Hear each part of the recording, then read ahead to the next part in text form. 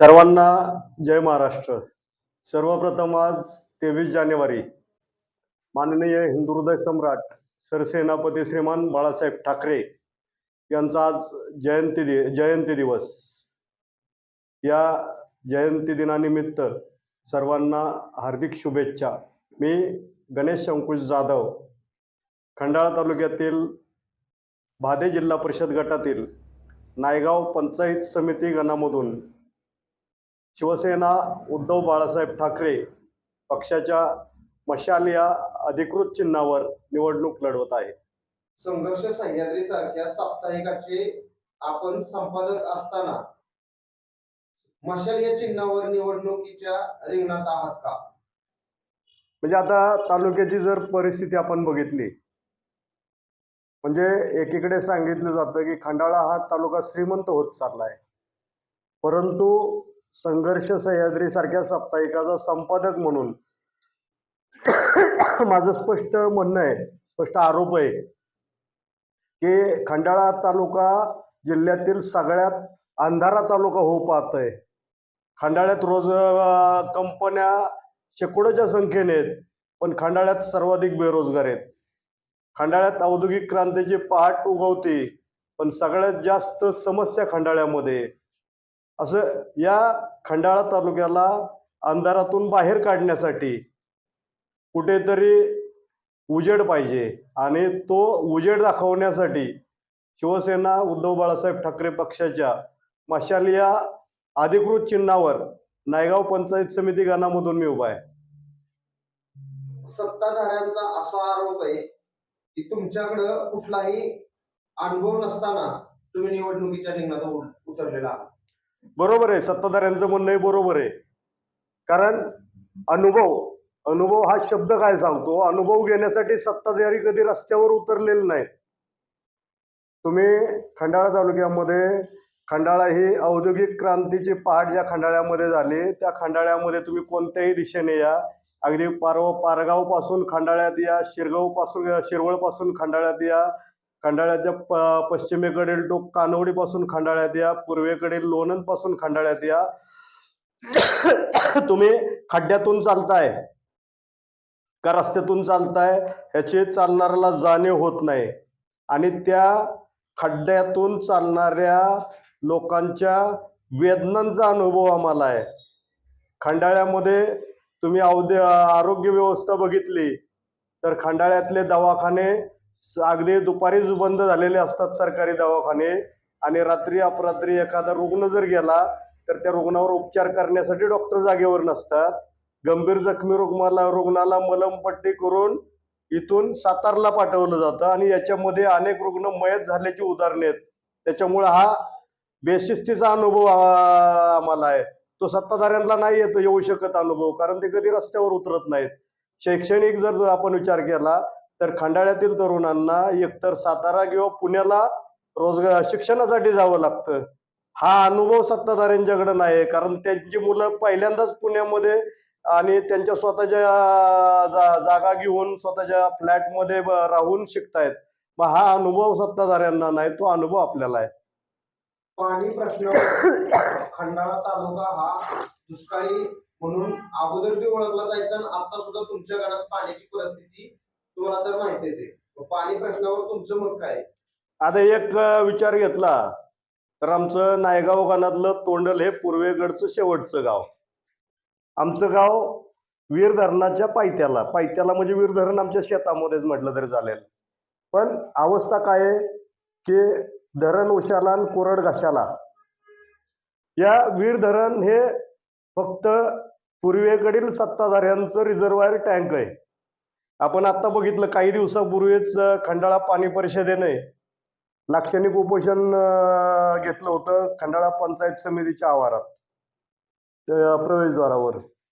एक विचार करा, खंडाळ्यातून मऊ हादगेकर धरणाचा कॅनल खंडाळ्यामधून जातो, धोंबलकवडीचा कॅनल खंडाळ्यातून जातो, नेरा देवघर धरणाचा कॅनल खंडाळ्यामधून जातो, आणि वीर धरण खंडाळा तालुक्यामध्ये, नेरा नदी खंडाळा तालुक्यातून पास होते. आणि एवढं सगळं होऊन सुद्धा खंडाळ्यातील जनतेला आपल्या पाण्याच्या मागणीसाठी उपोषण करावं लागतंय, रस्ता रोको करावा लागतोय, रस्त्यावर उतरायला लागतंय. मग एक विरोधाभास सुद्धा याच्यामध्ये हे करताना कुठलाही सत्ताधारी पुढारी त्यांच्या बरोबर नाही. स्वतः जनतेला ज्यावेळी रस्त्यावर पाण्यासाठी उतरायला लागतंय त्यावेळी ती प्रश्नाची दाहकता कळते. एकीकडं लोकांना सांगितलं जातंय की आमच्या या उपसा सिंचन योजना आम्ही कार्यरत केल्यात, त्यांचे टेंडर निघाल्यात, त्यांचे नारळ फोडून उद्घाटन केल्यात, हे नेते मंडळी सांगतात. आणि ज्यावेळी प्रत्यक्ष त्या धरणांच्या ऑफिसला व्हिजिट केल्यावर वास्तव लोकांच्या समोर येतंय की खंडाळ्यात वाटपासाठी पाणीच शिल्लक ठेवलेलं नाही, तर आम्ही तुम्हाला देणार कुठून? टेंडर काढणं हे नेत्यांच्या अधिकारात आहे. पण आमचे नेते एवढे दबलेले आहेत की ते पूर्वेकडील सत्ताधाऱ्यांच्या उरावर बसून खंडाळ्याला पाणी पाजू शकत नाहीत. ते लोकांना पाणी पाजतायत आणि त्यांच्या हक्कापासून वंचित ठेवतात. माझा दुसरा प्रश्न असा आहे तुम्हाला की रस्त्यांमधील खड्डे हे एक खंडाळा तालुक्याचं मोठं गणित कसं सुटेल? आता ह्याच्यामध्ये म्हणजे एक वेगळंच गणित आहे. अनेक ह्याच्यामध्ये जे रस्ते बनवणार आहेत ते ठेकेदार सत्ताधारी पक्षाचे वजनदार राजकीय पदाधिकारी 80%च्या वर आहेत. आणि हे रस्ते बनवले कशासाठी जातात? हे लोकांच्या वेदना दूर करण्यासाठी बनवले जात नाहीत का? तर उन्हाळ्यामध्ये रस्ते बनवायचे, पावसाळ्यात ते रस्ते वाहून जातात, नंतर रिपेरिंगचं टेंडर निघतं आणि ज्या ठेकेदारानं ज्या पुढाऱ्यानं रस्ता बनवलाय तोच पुढारी परत तो रस्ता रिपेअर करायचं बी टेंडर घेतो. ही परिस्थिती रस्त्यांची आहे. आणि त्याच्यामुळं खंडाळ्याची अवस्था रस्त्यात खड्डा की खड्ड्यात रस्ता अशी झालेली आहे. प्रत्येक रस्त्यावर ही अवस्था आहे. आता तरुणांच्या बेरोजगारीबद्दल काय सांगा? खंडाळ्यामध्ये जवळजवळ 9 टप्प्यांमध्ये MIDC साठी जमीन अधिग्रहित केलेली आहे. सुरुवातीला खंडाळ्याला स्वप्न दाखवलं की हरित खंडाळा, का तर त्यावेळी या नेत्यांच्या गावच्या जनतेला म्हणजे ज्या प्रभागाचं ते ज्या भागामध्ये त्यांचा रहिवास आहे तिथल्या लोकांना संपादत क्षेत्र म्हणून काही, आता मऊ आदगेगर धरण जावली जिल्ह्यामध्ये झालं. मऊ आदगेगरचं पाणी खंडाळ्यात नाही, पण मऊ आदगेगरच्या लोकांना पुनर्वसनचं गावठाण खंडाळ्यामध्ये दिलं. मग ही अशी परिस्थिती या औद्योगिक वसाहती बाबतीमध्ये सुद्धा आहे.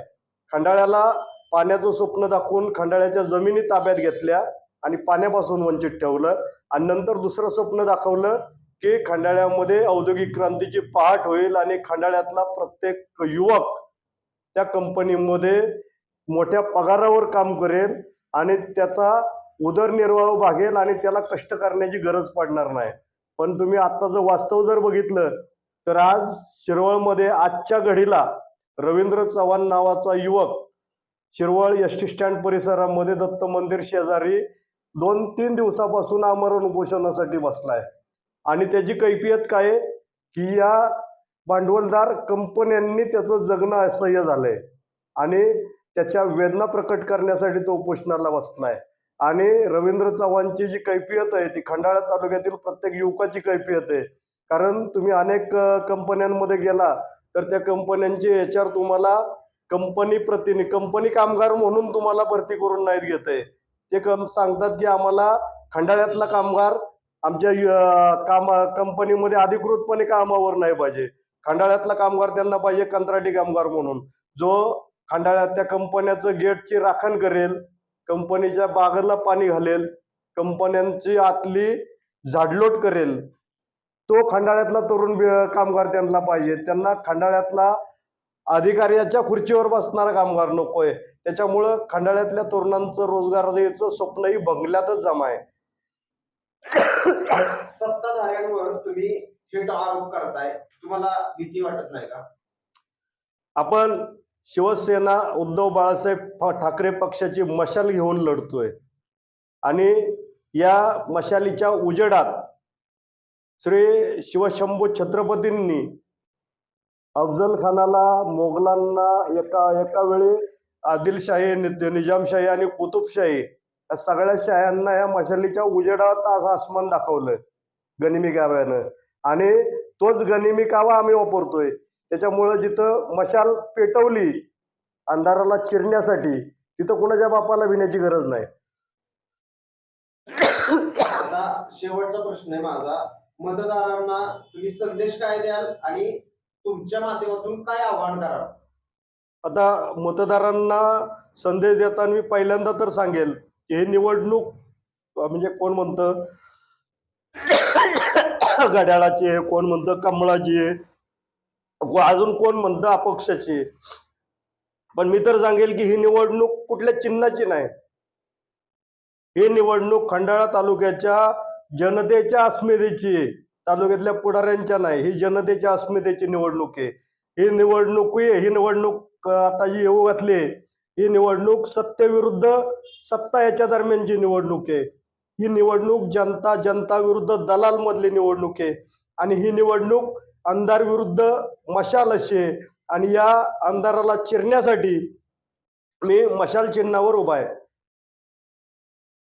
मी सर्व मतदार बंधू भगिनींना जाहीर आवाहन करेल की आपण एकदा, जर आपली खरोखरच मानसिकता असेल की खंडाळा तालुक्यातला अंधार मिटला पाहिजे आणि खंडाळा तालुका प्रकाशमय झाला पाहिजे, तर तुम्ही मशाल या चिन्हावर मी उभा आहे आणि मला भरघोस मतांनी विजयी करा. सर्व मतदार बंधू भगिनींना जय महाराष्ट्र.